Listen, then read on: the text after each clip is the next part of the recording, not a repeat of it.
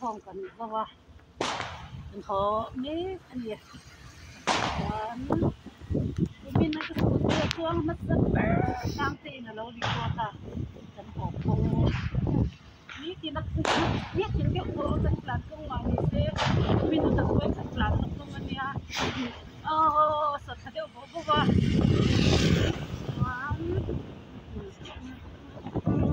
sợ điều vô va cũng cái hal lo hal cũng sử dụng cả đúng rồi what lên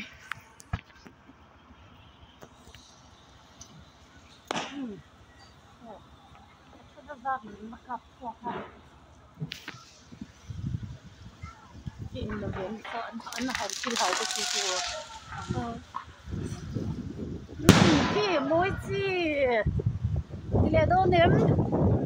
anh thì lẽ đâu nếm anh thì lẽ đâu nếm ông một thầy lâu công ty đi cần sợ vậy này người lấy cùng khách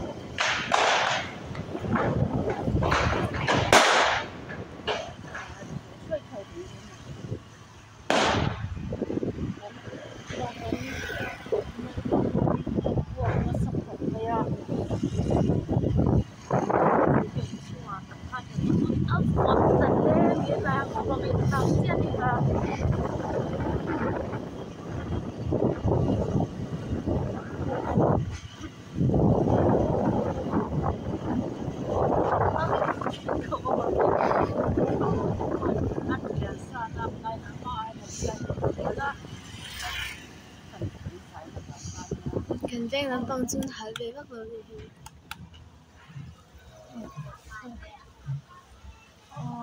nó đi thích nó phải như là qua có yang phút đi con một tí nào cái này